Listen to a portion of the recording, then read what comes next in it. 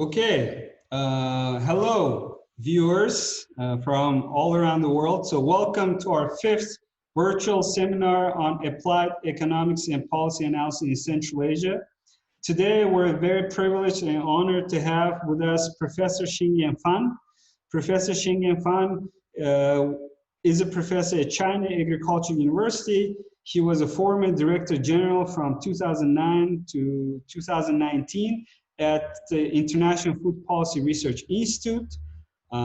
He has quite a long experience working at IFPRI, and we're very lucky to have him. And today he will discuss food and nutrition security under COVID-19, East Asia experience and lessons for Central Asia.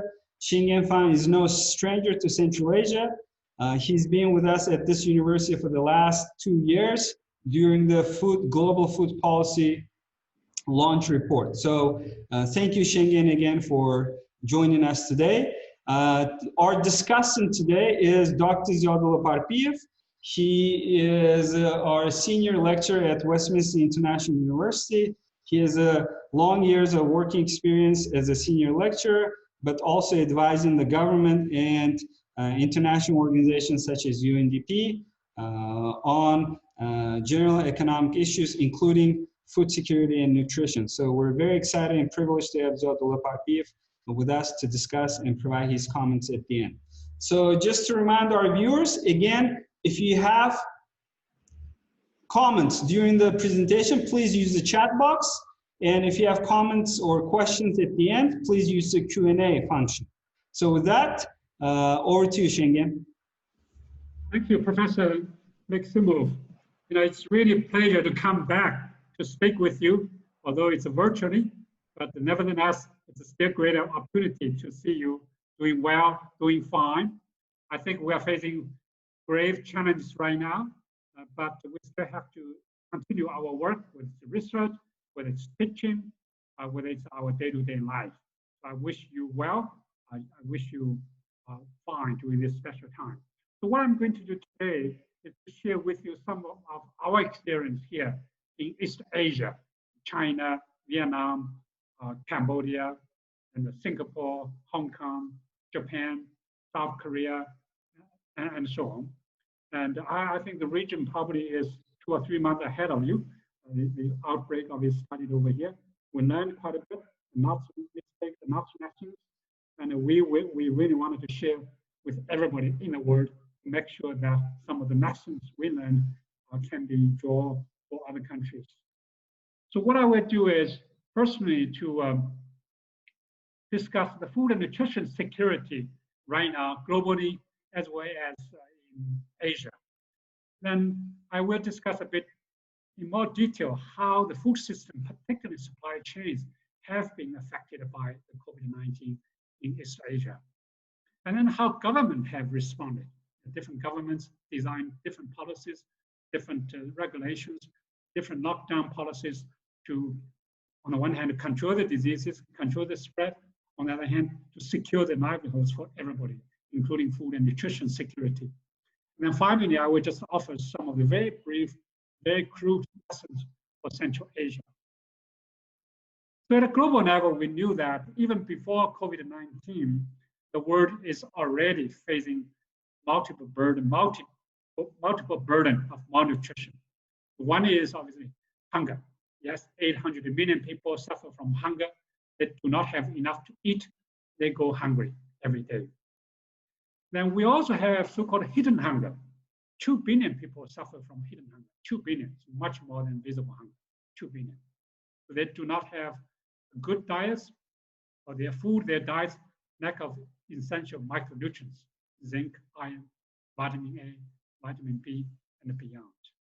And finally, more than 2 billion people are either overweight and obese. I think this is particularly true in Central Asia. In Central Asia, the hunger may not be a big problem, but overweight, obesity is definitely rising. And then children, globally, 144 million children are stunted. We know that if the children suffer from malnutrition, the impact on their skills, on their learning, on their future earning capability will be compromised. We call it life sentence. Now, obviously, COVID-19 will make the situation even worse. So EPRI has estimated that for every 1% economic slowing down, there will be more than 14 million people falling into poverty. But as you know, the IMF, the World Bank estimated that the global economy will shrink by 3% instead of 3% growth. So basically, overall, 6% reduction from the growth. So you can calculate how many people will suffer from poverty. Probably 70 to 80 million people will suffer from extreme poverty. And I think the World Bank estimates shows the same thing. Now, what about hunger? Again, the WFP, EPRI, and the European Union reported that the acute hunger, just before the COVID-19, there were about 135 million people suffering from acute hunger. So, or called extreme hunger, much more serious than 800 million hungry people I have just said. And so COVID-19 will add another 130 million acute hungry people. So altogether, in 2020, we will have 265 million acute hungry people. So they do not have enough to eat, they experience extreme hunger and the risk of their life in 2020. So the situation is grave. Now for East Asia, Southeast Asia, East Asia and Southeast Asia, I mean, the general situation is much better. The hunger, even before COVID-19, was not that high. And during the COVID-19, the hunger has not risen, as we can see. But nutrition might have been compromised in some countries, largely because the impact of COVID-19 on supply chains of vegetables, dairy products, livestock products, and beyond.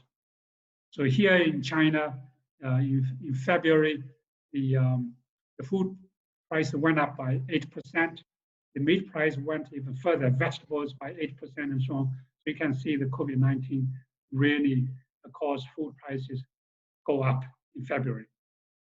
And obviously, there is a heterogeneity impact. The smallholders, usually upstream producers, have been much affected than the downstream. And the smallholders are much more affected by the large holders. And the business, in terms of business, again, it is a small business that suffered much more than medium and large size businesses.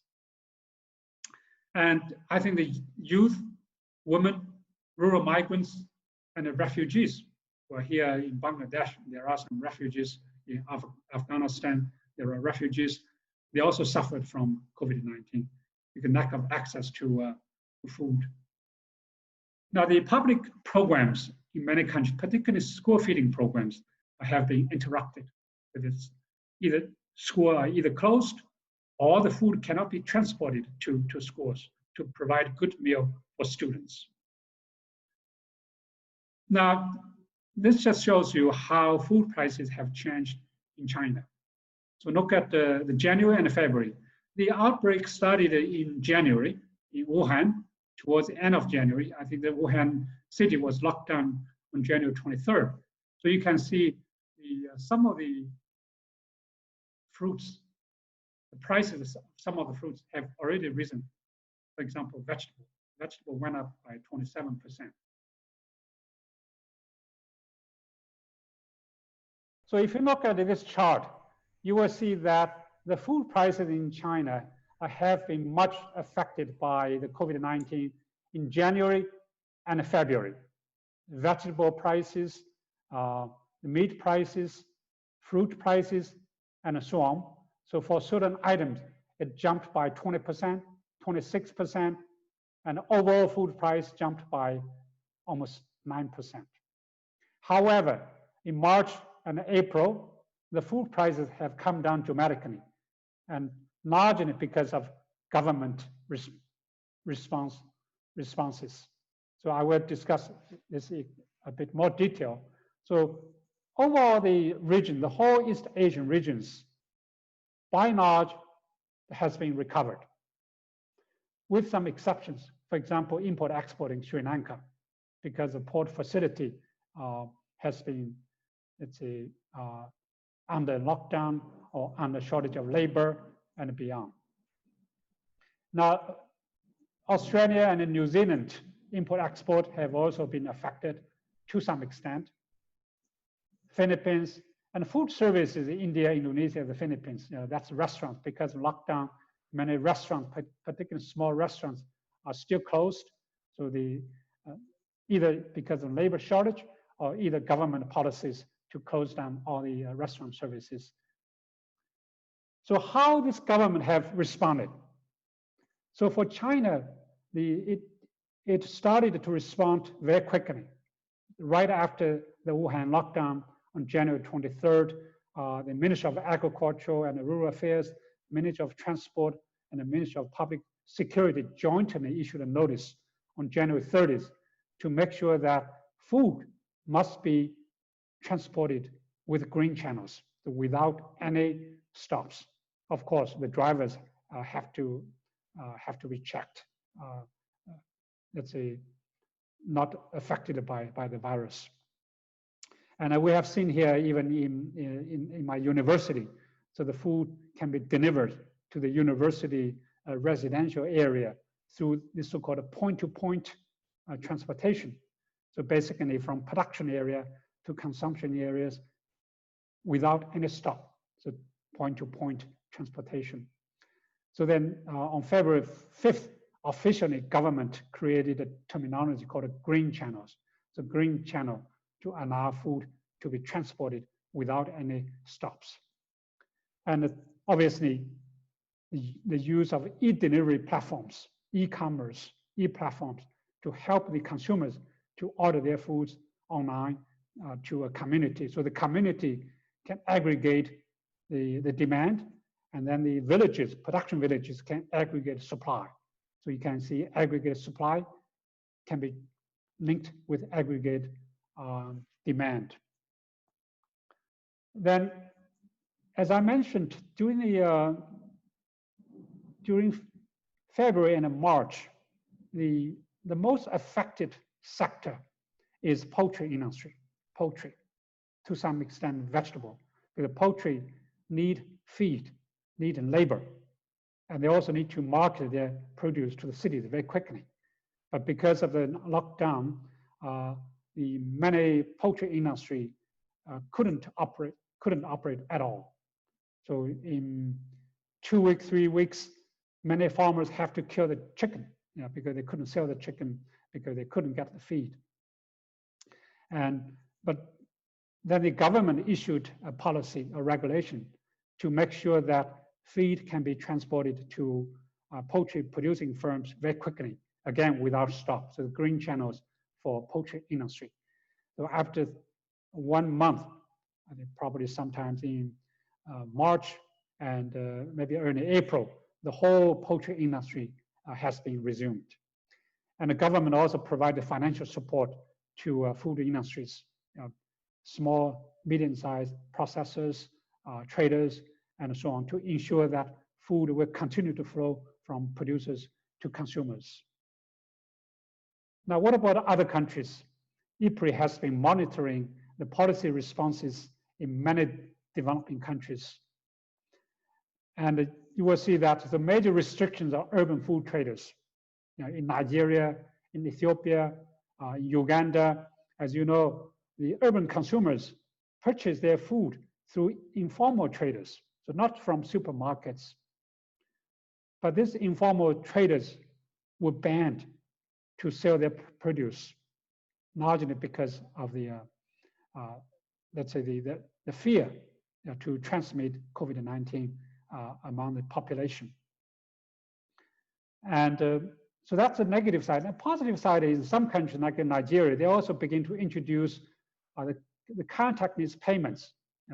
So through the cell phone, you can purchase your products without paying the cash, so-called contactless payments. and the target support to consumer livelihoods. So many countries begin to introduce social safety net or try to reactivate social safety nets, make sure that poor consumers can access to foods. Yes, there were some sort of food export bans. Vietnam, Egypt, Russia, and Kazakhstan, Ukraine, and this they were beginning or they were planning to introduce export bans to make sure that the domestic food supply can be secured for their own citizens. But because of the international pressure, I was part of that group with United Nations, with CGIAR group. So we created lots of pressure for these countries not to use export bans. And the G20 ministers of agriculture also issued a declaration to make sure that no country will use export bans. Because of these pressures, many countries dropped the food export ban policy or regulation. Vietnam, Cambodia, then Egypt, then later on, even Eurasian region, Eurasian Commission, the Kazakhstan and Ukraine. So one by one, they lifted the export bans or maybe stopped planning to use export bans. So this is good news. And you can see if we all work together, we can make sure that global trade will continue to flow. Now this chart shows you the policy responses affecting the food industry by country. So China, India, Japan, Korea, Singapore, let's say Thailand, Malaysia, the Philippines, Vietnam, and so on. So you will see that the government provided loans to food industry and also provided tax breaks or even subsidies or subsidies for laborers, for employment, and lockdown exemption for food service workers. Yes, lockdown for many other industries, but for food industry, many countries had exceptions. So lockdown would not affect them. Then enhanced government monitoring and guidance. The Ministry of Agriculture, Ministry of Health, Ministry of Public Security, or Economic Commission all work together to provide guidance, to monitor price, to monitor food supply. And yes, some countries increase barriers to food exports. Yeah, as I said, Thailand have done that, Vietnam have done that. So by and large, you can see many countries, for example, all countries provided loans for food industry, food firms. All the countries provided tax breaks or subsidies. And many countries also provided subsidies for the employees in the food industry. So China did that, Japan did it, Singapore, Thailand, Malaysia, and the Philippines. And the lockdown exemptions for food service workers, I think most of the countries have done that except for South Korea, because South Korea has done a pretty good job in controlling this spread. Now, at global level, I thought this is a typical good case how global institutions can work together to respond to some of the global crises. So as I said, the G20 Minister of Agriculture declared that no countries should use export bans. Then UN agencies have called countries to work together to prevent global food crisis. So not just to prevent food export bans, but also the provided the safety net to provide the support to food production and so on. The African Union also met in early May to better coordinate their actions, to collaborate with each other, to make sure that the region's food system can continue to function. The international organizations like the World Bank, CGIAR, and also global NGOs like Follow Food and Land Use Coalition have all committed to work together to prevent a potential food crisis. Now, what are the lessons for Central Asia? So I must say that I was not able to travel to Central Asia. I was not able to work with our colleagues in Central Asia, partly because here in China, I'm overwhelmed with the work over here.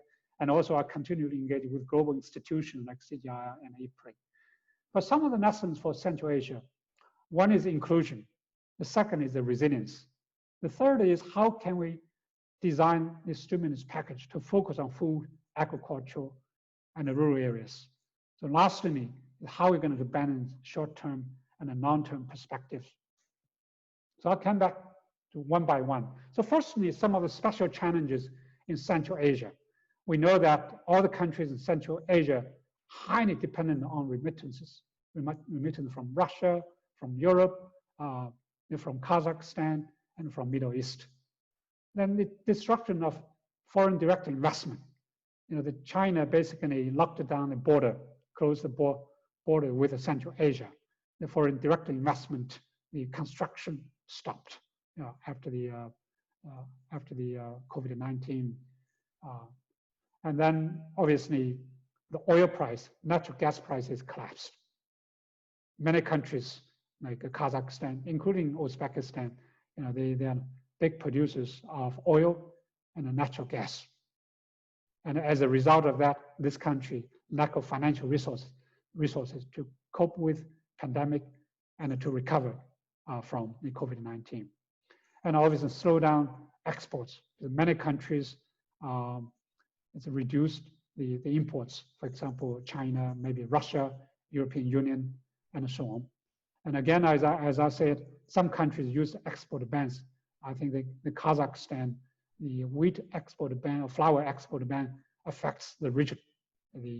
Many countries in the region do import wheat flour from Kazakhstan and from Russia.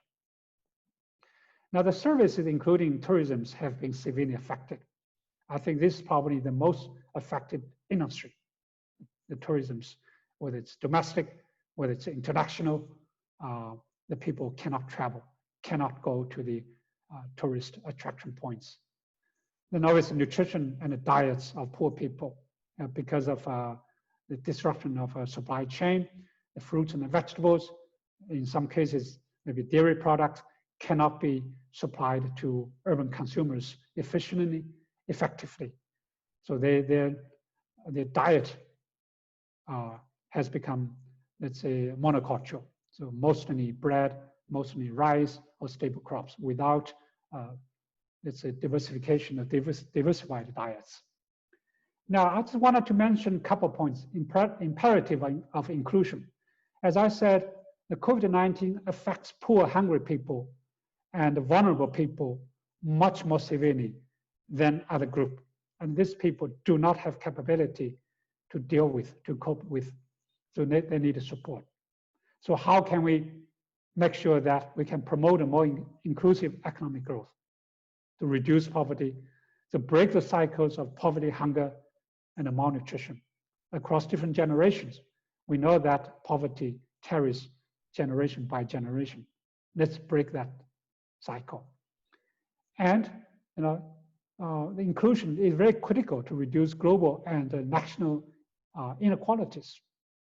And if we can promote a more inclusive growth, then we can accelerate economic growth because the poor and hungry people will be able to buy, to purchase, and that drives the demand.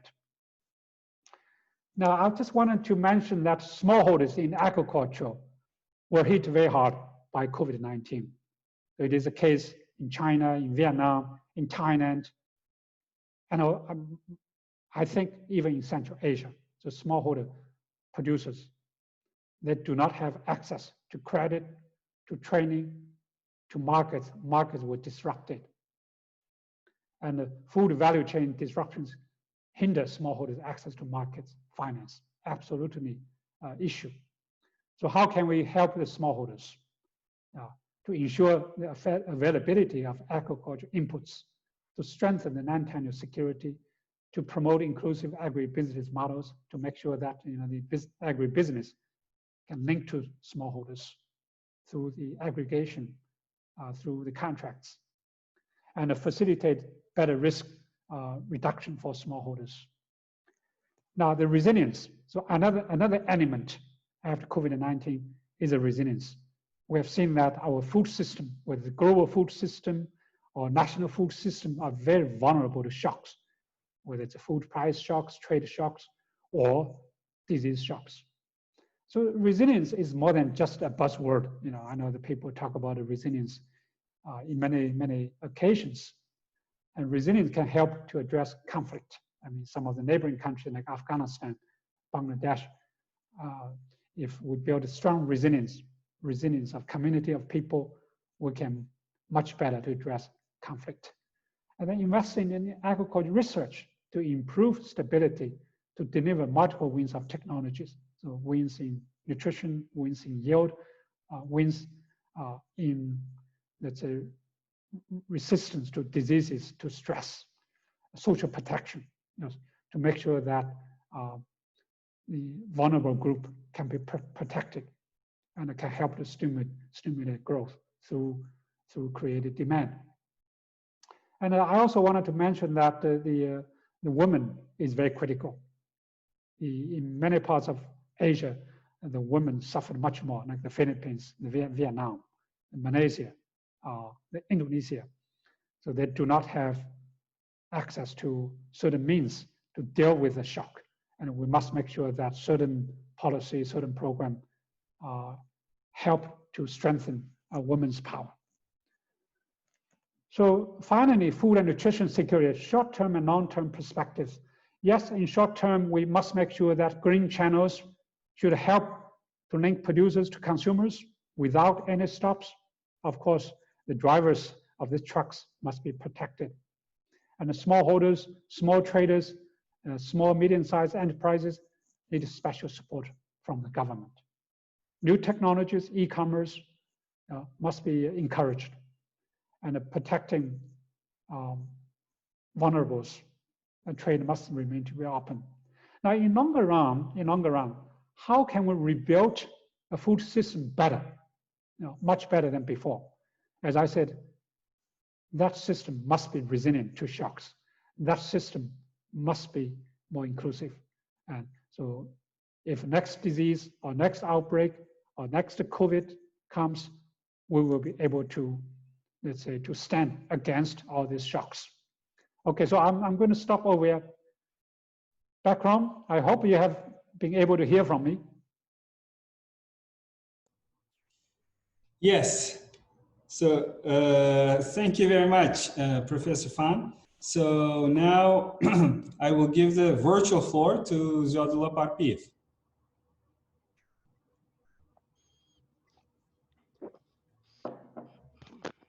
Hello. Can you hear me, Bahram? Yes. Okay. Thank you very much for very informative presentation, Professor Fan. Basically, you have covered so many aspects of food and nutrition, and especially and policy implications for Central Asian countries, primarily looking at the East Asian countries where the COVID-19 pandemic started first, and basically these countries had to deal with consequences of the COVID-19 crisis. Sorry, Zodula. Forgot to mention that if our viewers have questions while our discussant comments, please send your questions. So I will read those after Zodula's comments. Thank you. Sorry, go ahead. Yeah, that's okay. In Central Asia, if you are talking about Central Asia, the first COVID-19 cases were uncovered by the mid of March.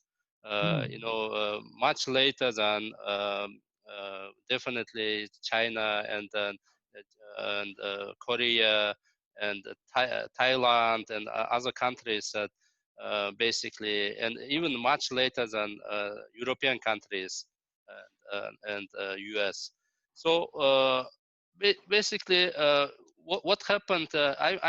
I'm going to talk mainly about Central Asia, Asian perspective. Yes, what happened is in the beginning, I think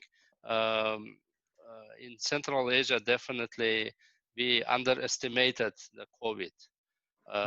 Nobody thought that its impact would be that much profound and that much prolonged. That's why I think this is one of the lessons learned for the future, because we have never faced this kind of shock um, to deal with. That's why I think this is understandable, and that affected, of course, our food security situation, and then the government reacted basically after it faced the crisis. There has been very little proactive action on the part of the Central Asian governments. So this is one of the things.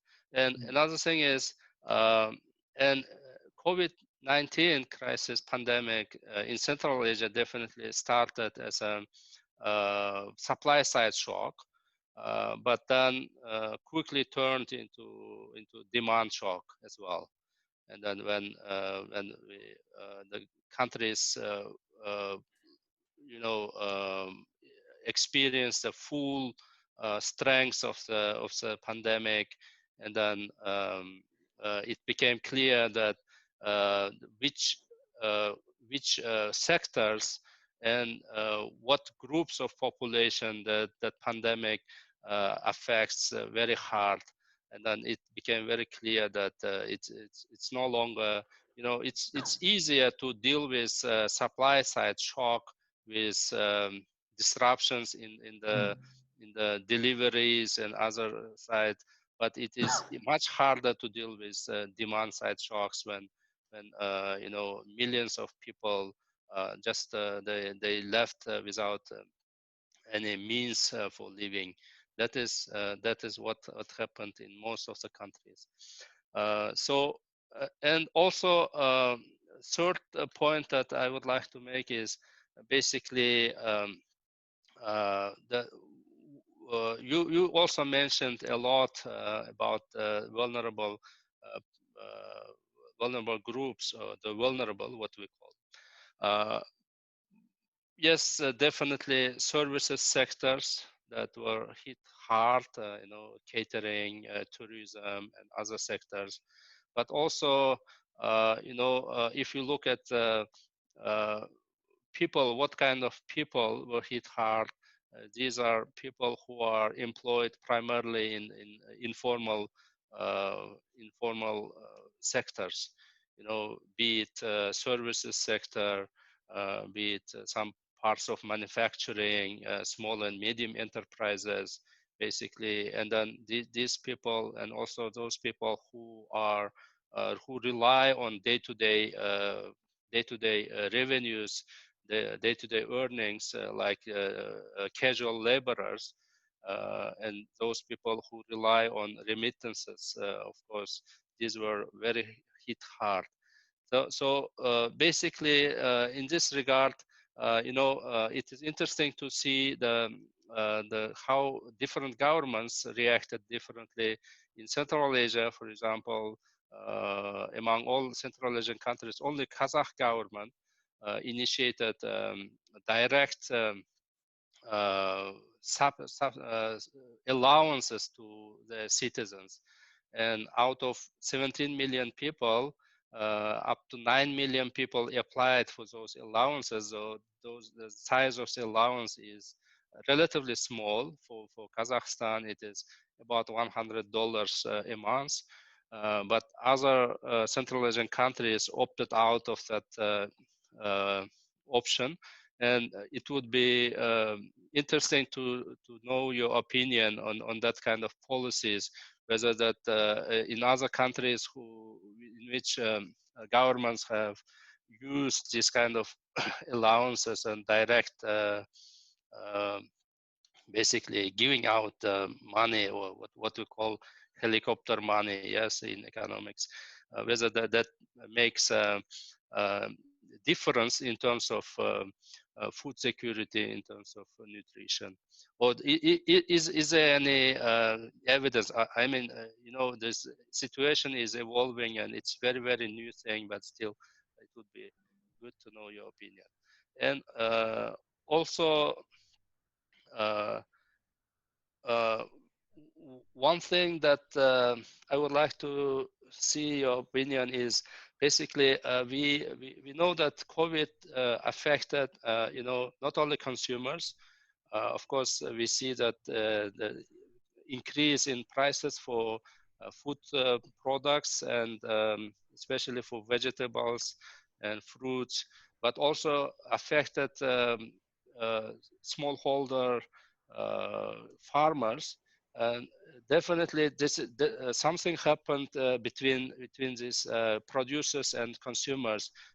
These traditional linkages broke down, and then the new linkages, they could not cope with with that kind of pandemic. I think that is one of the areas. Probably you can elaborate on this more so that from the viewpoint of the food security expert, I would like to hear your opinion on that, and what are the policy implications for that for the future. Yes, basically that's it from my side. Thank you very much for your very informative presentation, Dr. Fan. Over to you. Well, thank you, Professor Pavlov. I think you raised 4 or 5 good questions. The one particularly critical is about the, let's say, income support to vulnerable group. I think all the East Asian countries have used direct cash or direct income transfer to support the very vulnerable population like Kazakhstan, but not a helicopter. It's more targeted. So for example, the rural migrants who were stuck in Chinese villages or in Thai villages or in Vietnamese villages because it happens. It is also the New Year. So many Eastern Asian countries celebrated the Lunar New Year, Vietnam, Thailand, China, and even in South Korea. So the rural migrants were stuck in their hometown. They couldn't go to work because of lockdown. And I think they lost income for 2 months or even 3 months. So many countries have special programs to support rural migrants, to make sure that they come back to work, to use the shuttle buses to transport them from their villages to the workplace directly without stopping in any place, so to avoid the contamination. And then income support. Yes, absolutely, some income support. So that's a rural migrant. Second is smallholder producers, whether it's rice, wheat, or vegetable producers. They have received government support, direct government support. And then the enterprises, small and medium-sized enterprises, processors, traders, all these companies, they also received either direct subsidies or tax benefits. So they don't need to pay tax, or the tax is postponed.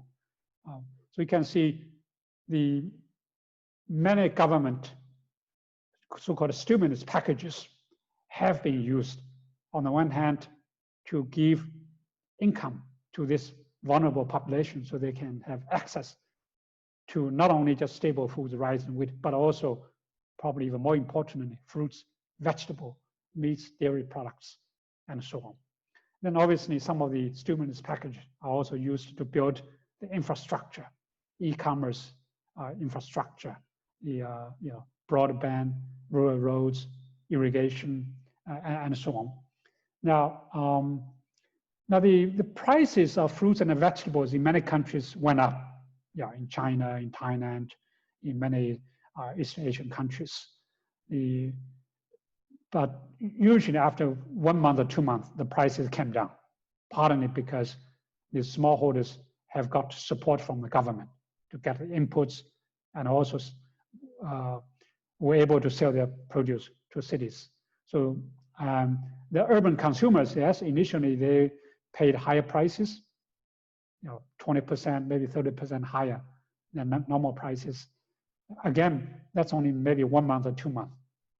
So after 1 or 2 months, that sort of shock, all prices have become normal. So in most of the East Asian countries, the prices have become to the level pre to COVID-19. So I do think the Central Asian countries need to use stimulus package to help the vulnerable people. I would not suggest use a helicopter approach, that just to spread the money like rain to go down. I think more targeted. Because for rich people, you know, if you give them $100 a month, I think they would just put it in the bank, you know, to add it to their savings. But for poor, hungry people, they will use that money to buy food for their children, for their family. So that helped to stimulate the economy. That also helped these poor people to improve their nutrition and health. So they must do it. And I would encourage even some of the international organizations, UNDP or the World Bank, help these countries to access to finance to launch all this so-called social safety program to protect the poor.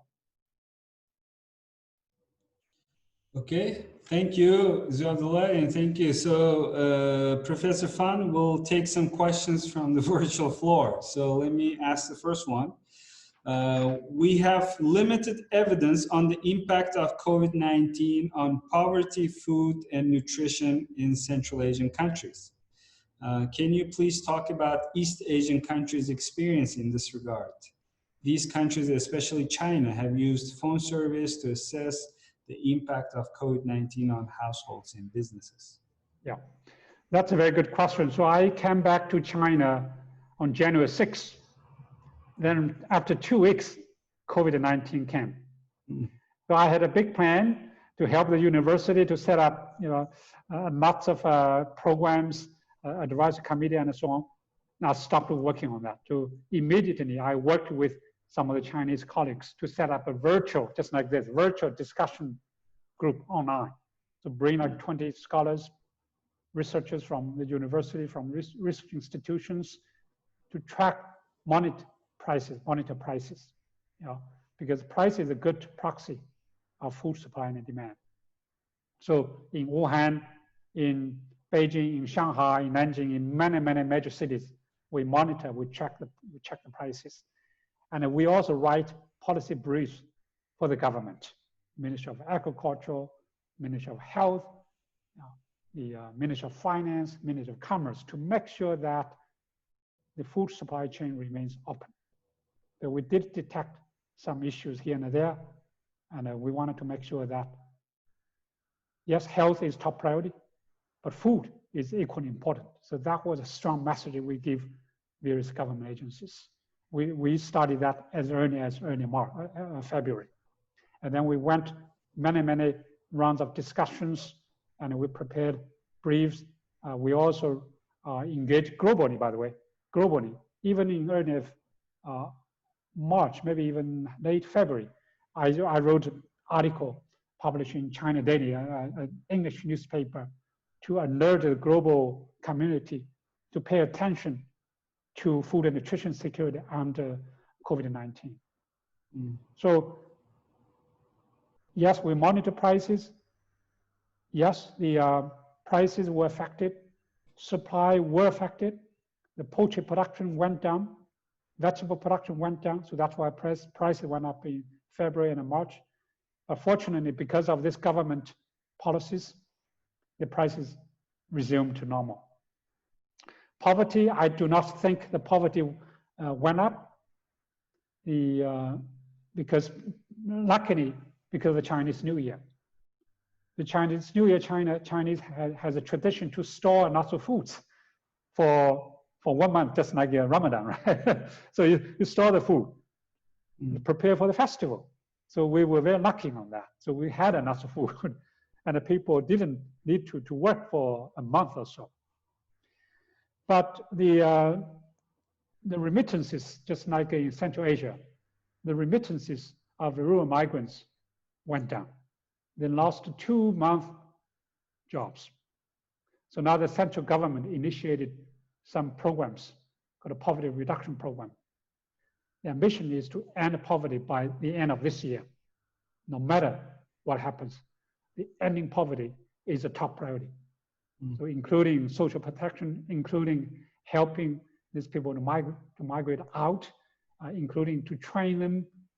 So there's no way to escape from ending poverty by 2020. So that's a top priority here. Now in Vietnam, luckily, they closed the border with China early on, and they also closed the border with the Europeans, with Thailand, and so on.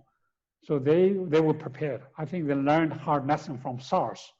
SARS happened in East Asia in 2003, around 2003, 17 years ago. So many countries learned a huge lesson. So they closed the border. They introduced social distancing much earlier than anybody else. And in Vietnam, I think their impact is more from lack of demand from China, because China imports quite a bit, particularly food from Vietnam and so on. So the border facility has been affected to some extent. Now, South Korea, yes, they also have certain social protection program. I think they use the similar approach like a Kazakhstan, so like helicopter approach, to broadcast the money to everybody, whether you need or not. Okay, here's the money. That makes sense to drive the demand, but I think a more targeted approach will be much better. So overall, East Asia, Southeast Asia has recovered very well. They suffered very little from poverty, hunger, and malnutrition. Okay, thank you. The next question is, to your recommendation to strengthen land tenure security, why is it important to cope with COVID-19 impact on food production by ensuring land tenure security to smallholders? Does the COVID-19 case prove that smallholders in developing South are not beautiful and it's time to think how to consolidate them and or replace with bigger commercially oriented farms and enterprises? Yeah, well, even before COVID-19, the land tenure was a problem. So the producers don't have the land.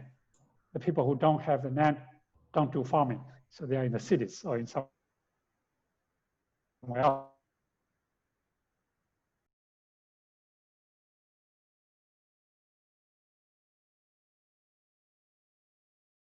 Somewhere else. I'm not sure whether this is true in Central Asia. Yeah, we're losing you. Okay. Can you hear me now? Yes, yes. Good. Yes, I said the people who do farming do not own the land in many parts of the world. That needs to be fixed. Now, the COVID-19 made these smallholders very vulnerable. They don't have assets. They don't have the land. When they don't have the land, they cannot borrow the money. They do not have the credit. They do not have access to credit. So the COVID-19 made them even worse. Now, how do we fix that problem? So after COVID-19, we need to make sure that smallholders need to have access to land. So they can have access to market, access to credit, access to insurance, and so on. So now whether we should consolidate the land size to make the farm size bigger, that really depends on country situation. So if there's opportunity for rural people to move to cities, because urbanization, industrialization, that creates a big opportunity for smallholders to consolidate their land to increase their size. I have already seen that in East Asia, here in China, in Vietnam, obviously in South Korea, and in Malaysia, and so on. So the people left to other countries or to the cities. In that case, can you change the land policy to make sure that the people who are left behind can really increase the size, either through purchase or through rental market? Okay, thank you. So the next question is a leading agriculture economist contributing to the global debate of large versus small farmers in developing countries? Do you think whether it's a wise decision to substitute the right of lifelong inheritable use of land by the land lease contracts with a duration of 5 to 15 years, especially when smallholders contribute over half of gross agricultural output? Well, so there are a couple of questions on this, because this is again, some governments in Central Asia changed their policies in this regard. So, and answering this, can you also discuss the Chinese experience in this regard? Yeah, this is a very big question. To be frank, I left China 35 years ago. That time they were debating about a land issue.